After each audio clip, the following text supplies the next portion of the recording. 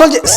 மலையாள சினிமாவில் மட்டும் இல்லாமல் கோலிவுட் டோலிவுட்லாம் வந்து ஒரு மிகப்பெரிய ஒரு கான்ட்ரவர்சியோடு போயிட்டு இருக்கு. என்ன பிரச்சனை அப்படின்னா அதுதான் அட்ஜஸ்ட்மெண்ட். அதை பற்றி உங்களுக்கு தெரிஞ்சிருக்குன்னு நினைக்கிறேன். பாதிக்கப்பட்ட ஏகப்பட்ட ஆக்ட்ரஸ் வந்து ஒவ்வொருத்தரும் வந்து வாய்ஸ் அவுட் பண்ண ஆரம்பிச்சிருக்காங்க.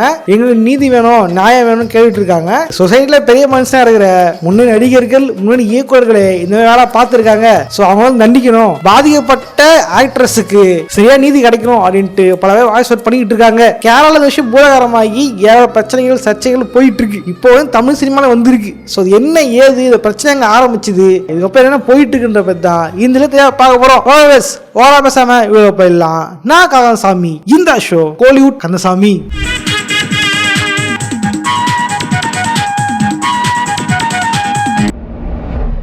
இந்தியாவில் இருக்கிற ஏகப்பட்ட சினிமா இண்டஸ்ட்ரியில் பார்த்தீங்க அப்படின்னா இந்த பிரச்சனை காலகாலமாக இருக்கு. பட் இப்போ இருக்கிற பெரிய பூதாகரமாக வந்துச்சிருக்கு தெரியுமா இந்த எக்ஸ்போஸ். இது எங்கேருந்து ஆரம்பிச்சது பார்த்தீங்க அப்படின்னா 2017 பார்த்தீங்க அப்படின்னா ஒரு முக்கியமான நடிகை ஒருத்தரை வந்து காரில் யாராவது கடத்திடுறாங்க. அவங்க வந்து தமிழ்லையும் நடிச்சிருப்பாங்க, மலையாளம் நடிச்சிருப்பாங்க. நடிகை யாருன்ற பேரை சொல்ல விரும்பல, ஒரு நடிகை அவ்வளோதான். காரில் கடத்தப்பட்டவங்க யாரோ சிலரால பாலியலா தாக்கப்படுறாங்க. அதை வந்து வீடியோ எடுக்கப்படுதுன்னு சொல்லப்படுது. முகமணி மாட்டிருந்த ஒருத்தரை இவங்க வந்து கவனிச்சிடுறாங்க, யாரும் கண்டுபிடிச்சிடுறாங்க. அதன் பிறகு யாரு பண்ணா பண்றது இவங்க தெரிய வந்துருது. மலையாளத்துல பயங்கர ஃபேமஸான ஒரு ஆக்டர் தான் வந்து திலீப் குமார். இவர் பாத்தீங்க அப்படின்னா நம்ம தளபதியோட பாடி கார்டு படம் தெரியுமா, அது ஒரிஜினல் நடிச்சது இவர் தான், ஹீரோவா அதை வந்து நடிச்சது இவர் தான். அங்க வந்து பயங்கர ஃபேமஸான ஆக்டர் இவர். இவர் ஏன் இந்த விஷயத்தை பண்ணாரு அப்படின்னா இவருடைய முன்னாள் மனைவி தான் வந்து மஞ்சு வாரியர். இந்த படம் அவசரம் பாத்துருப்பீங்க தெரியுமா, அவசரன், அப்புறம் தூய் படத்தில் நடிச்சிருப்பாங்க தெரியுமா, இவங்க தான். இவங்களுக்கும் இவருக்கும் டைவர்ஸ் ஆகிறதுக்கு மெயின் காரணமே இவங்க தான். இவருக்கும் நடிகருக்கும் தொடர்பு இருந்துச்சு, இதை வந்து இவங்க தான் சொன்னாங்க. அதனால வந்து டைவர்ஸ் அது காரணம் வந்து பாதிக்கப்பட்ட நடிகை தான் காரணம் அப்படின்ட்டு சொல்லப்படுது. இந்த ஆக்ட்ரஸ் பழி வாங்குறதுக்கு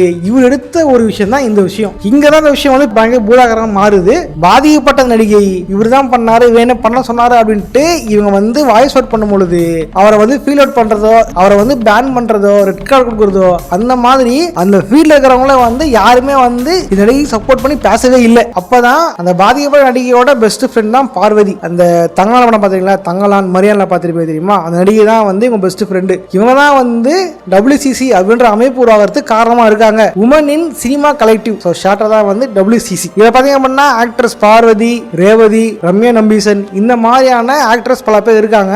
இவங்க தான் வந்து கவர்மெண்ட் அழுத்தம் கொடுக்குறாங்க. இந்த மாதிரி வந்து இது பண்ணணும், இது மாதிரி நிறைய விஷயம் நடக்குது, பெண்களுக்கு ஹராஸ்மெண்ட் நடக்குது, இது வந்து எதிர்த்து நீங்க இது பண்ணணும்ட்டு கவர்மெண்ட் தான் வந்து அழுத்தம் கொடுக்குறாங்க. இதன் பிறகுதான் கேரளா கவர்மெண்ட் ஒரு கமிட்டி உருவாக்குறாங்க. அந்த கமிட்டி தான் ஹேமா கமிட்டி. ஒரு ரிட்டையர்ட் ஜட்ஜ் ஒருத்தர், ஒரு பழைய ஆக்டர்ஸ், ஒரு IAS ஆபீசர், இவங்கெல்லாம் சேர்ந்து தான் வந்து இந்த கமிட்டி உருவாக்குறாங்க. அந்த ஜட்ஜோட பேர் தான் வந்து ஏமா. ஸோ அவங்க பேர் தான் அந்த கமிட்டிக்கு வச்சிருக்காங்க. இவங்க என்ன பண்றாங்க அப்படின்னா கொஞ்ச நாளே வந்து எல்லா நேரம் கலெக்ட் பண்றாங்க.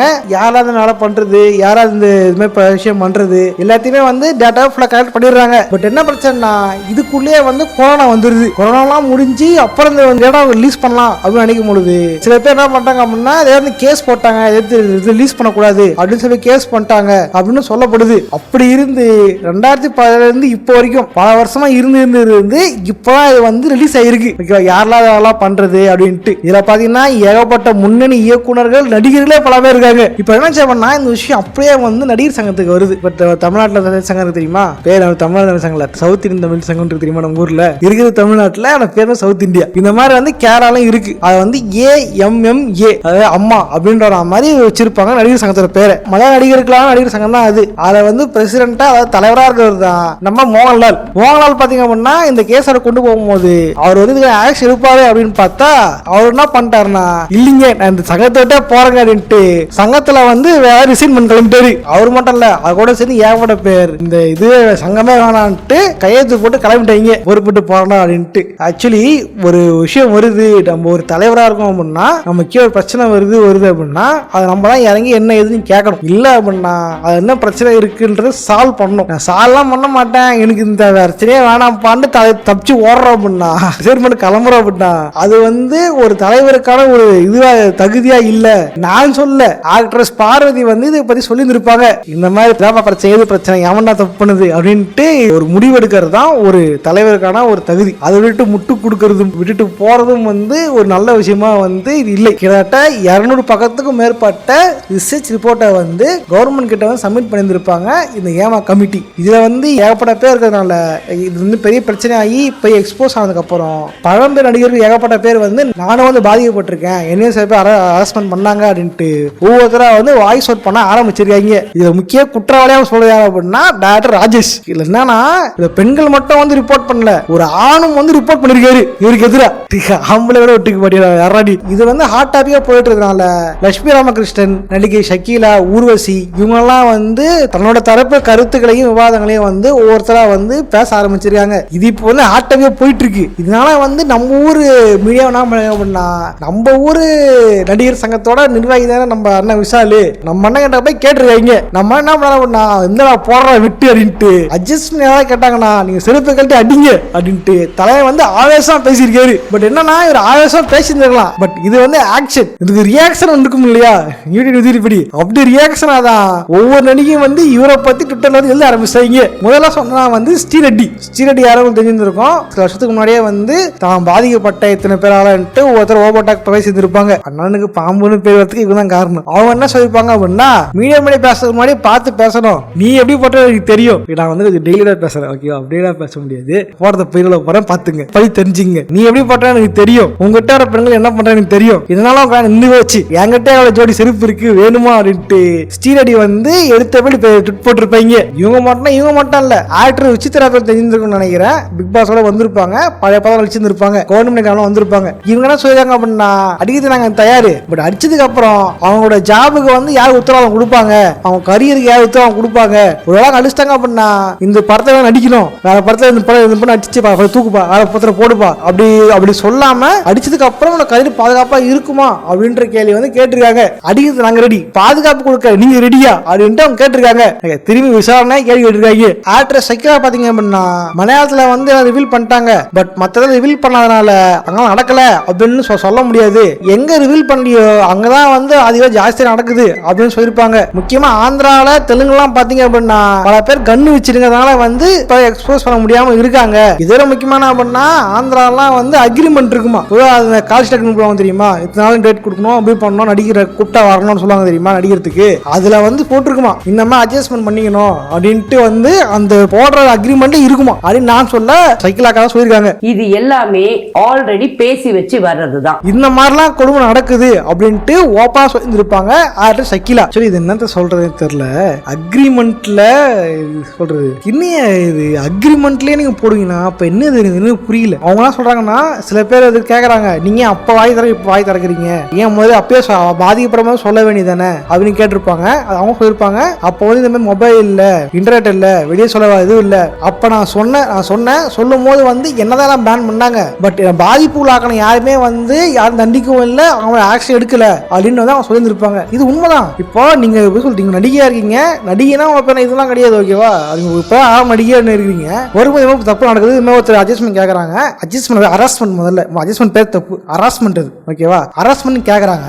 கேட்கும் போது நீங்க வந்து இந்த மாதிரி பண்றாங்க சார், எது பண்றாங்க சார் சொல்லும் பொழுது அப்படி ரிப்போர்ட் பண்ணீங்க அப்படின்னா முதல்ல தான் இது எப்படி வெளியே சொல்ல முடியும். முதல்ல இண்டஸ்ட்ரிக்குள்ள இருக்கிறதே குறிப்பிட்ட ஆளுங்க தான், அவங்க தான் இண்டஸ்ட்ரியை ரூல் பண்றது, அவங்க போய் பாத்துக்கிறது, தப்பு பண்றது அவங்க தான். அவங்கள போய் தப்பு சொன்னீங்கன்னா அவங்களோட ஆக்ஷனாவா இருக்கும், என்ன ரிப்போர்ட் பண்ணிட்டியா இரு உங்களோட கரியரை காலி பண்றாங்க பண்ணலாம் பண்ண மாட்டாங்களா நேரத்தை சொல்றே தெரியல. முதல்ல அக்ரிமெண்ட்ல என்னடா பண்றீங்க, அக்ரிமெண்ட்லயே நீங்க பண்றீங்கன்னா அப்ப எப்படி என்னது இது எனக்கு புரியல, எப்படி படம் சொசைட்டி தெரியல. அப்ப என்ன இதுல ஜாப் சொசைட்டி என்ன இருக்கு, ஒரு நம்பி எப்படி வேலைக்கு போக முடியும், என்னது இது. அதுவும் பாத்தீங்க அப்படின்னா இந்த மாதிரி பாதிக்கப்பட்டவங்க எல்லாருமே வந்து பின்னாடி பேக்கப் இல்லாதவங்க. எப்படின்னா இப்போ ஒரு நடிகையோட அப்பா வந்து போய் டாக்டர் ஒரு ப்ரொடியூசரு அவங்க பொண்ணு நடிக்கும் போது அவங்க யாரும் இது பண்றது இல்ல, இந்த பேக்கப் எல்லாம் பண்ண தெரியுமா, பேக்கோட எல்லாம் வருவாங்க தெரியுமா, கீழ் மட்டல இருப்பாங்க, ஒரு சாதாரண இருப்பாங்க, அவங்க நடிக்கணும்னு ஆசைப்படுவாங்க, நடிக்க ஆசைப்படும் போது அவங்களுக்கு திறமை இருக்கும், இல்லாமலாம் இருக்காது, திறமை இருக்கும், திறமையை காட்டி வந்து நான் நடிக்க வரணும் போது இந்த மாதிரி அவங்ககிட்ட தான் அரஸ்ட்மெண்ட் பண்றது. ஏன்னா திருப்பி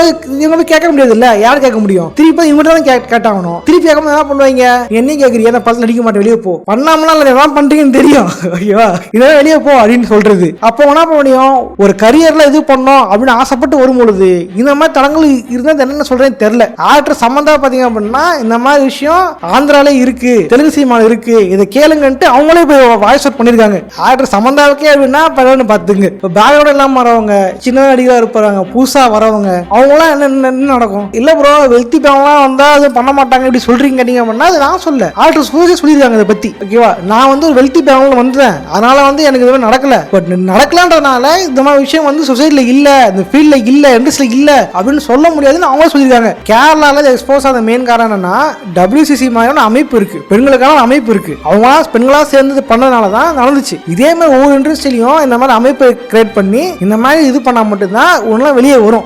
இது என்ன காரணம்னா இதுனா வந்து நடிகைக்கு ஒரு ஜாப் செக்யூரிட்டி கொடுக்கறதுக்காகவும் அவங்களோட பிரச்சனையை வெளியே சொல்றதுக்காகவும் தான் சங்கம் இருக்கு. நடிகர் சங்கம் மட்டும் இல்ல, ஒவ்வொருத்தருக்கும் சங்கம் இருக்கு, ஆட்டோக்காக சங்கம் இருக்கு. ஓகேவா, நாங்கள் ஆட்டோல பிரச்சனை அவங்க சேர்ந்து அப்படின்னா போன பண்ணுவாங்க தெரியுமா, அந்த மாதிரி ஒவ்வொரு சங்கமும் ஒரு இது இருக்கு. பட் இந்த மாதிரி பிரச்சனை நடக்கும் பொழுது இதை கேட்க வேண்டியது யார் அப்படின்னா பப்ளிக்கோ கவர்மெண்டோ இல்ல, அவங்களுக்கு முன்னாடி கேட்க வேண்டியது யார் அப்படின்னா அந்த நடிகர் சங்கம் தான். அதுதான் சங்கம், நடிகர் சங்கம். இந்த மாதிரி பிரச்சனை வருது, இந்த மாதிரி இப்போ ப்ராப்ளம் இருக்கு, இந்த மாதிரி ஒருத்தர் ரிப்போர்ட் பண்றாங்க அப்படின்னா முதல்ல பார்த்து என்ன பிரச்சனை கேட்க வேண்டியது நடிகர் சங்கம் தான். இந்த மாதிரி நடிகர் சங்கம்லாம் வந்து கேள்வி கேட்காம நான் வந்து ரிசைன் பண்ணிட்டு போவேன், நல்லா கேட்க மாட்டேன் அப்படி பண்றது என்னதான் சரி அப்படின்னு தெரியல. இதனால வந்து மோகன்லால் நான் வந்து வேண்டே நான் திட்டுறேன், வேணும் கலாச்சி பண்றலாம் கிடையாது. அவர் அடிச்சு பல நமக்கு பிடிக்கும் ஐயா. பட் இவரு மாதிரி நடந்துகிட்டு சரியாக என்ன கண்டிப்பா சரி கிடையாது. இவரே ஏன் இவரு மேல குற்றச்சாட்டு இருக்குன்னு சொல்றாங்க, அதுன்னு தெரியல. எவ்வளவு முக்கியம்னா இவரு பண்ண சேட்டை ஒன்று வந்து நீங்க பார்த்துருப்பீங்க நாடி இன்டர்நெட்ல. பட் எடிட் பண்ண முடியாவா, காமெடியாக பண்ண எடிட் பண்ண முடியாவா, உண்மையானு தெரியல. பட் அந்த வீடியோவோட காட்டப்படுற ஒரு மைய கருத்து என்ன அப்படின்னா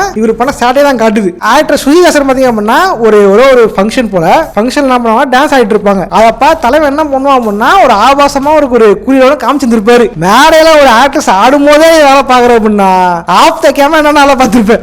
ஆல்சோ பாத்தீங்க அப்படின்னா ஸ்ருதிஹாசன் சாதாரண இல்ல, நம்ம உலக நாயகன், நம்ம ஆண்டவரோட பொண்ணு, அவங்கள பார்த்தே வேலை பாக்குற அப்படின்னா ஆஃப் த கேமரா எனக்கு தெரியாது. உண்மைனா ரியாலிட்டி இதுதான்.